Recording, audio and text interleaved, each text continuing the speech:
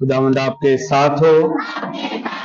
अंजील मुकद्दस मत्ती के मुताबिक ऐ खुदावंद तेरी तमजीद हो।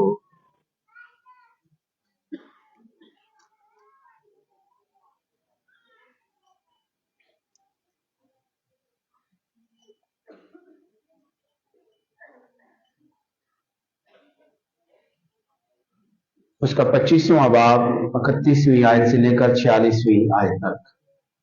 एक दिन यीशु ने अपने शागिर्दों से कहा कि जब इब्नी इंसान अपने जलाल में आएगा और तमाम फरिश्ते उसके हमरा होंगे, तब वो अपने तख्ते जलाली पर बैठेगा और तमाम कौमें उसके हुजूर जमा की जाएंगी और वो एक को दूसरे से जुदा करेगा, जिस तरह चुपान भेड़ों को बकरियों से जुदा करता है, और भेड़ों को अपने दाएं और बकरियों को अपने बाएं खड़ा करेगा।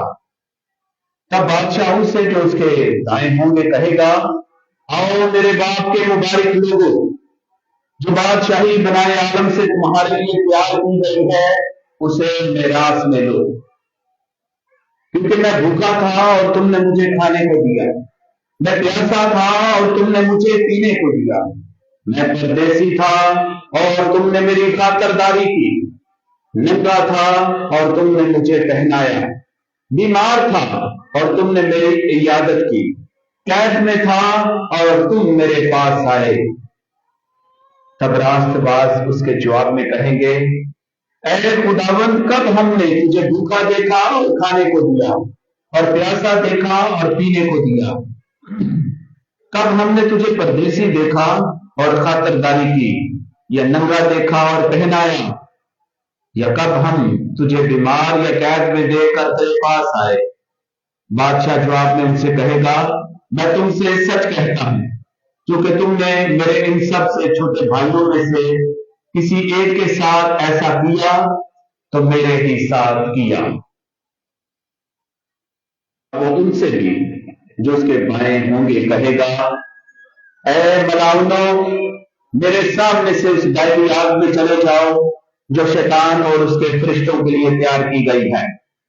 क्योंकि मैं भूखा था और तुमने मुझे खाने को ना दिया, प्यासा था और तुमने मुझे पीने को ना दिया, परदेसी था और तुमने मेरी खातिरदारी ना की, नंगा था और तुमने मुझे ना पहनाया, बीमार और कैद में था और तुमने मेरी खबर ना ली। तब वो भी जवाब में कहेंगे, ऐ खुदावंद, कब हमने तुझे भूखा या प्यासा या परदेसी या नंगा या बीमार या कैदी देखा और तेरी खिदमत ना की?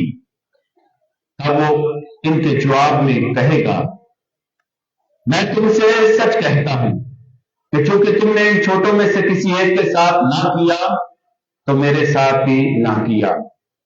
और ये हमेशा के आजाब में जाएंगे, मगर रास्तबाज हमेशा की जिंदगी में। अंजील मुकद्दस के वसीला से हम सब के गुनाह मुआफ किए जाएं।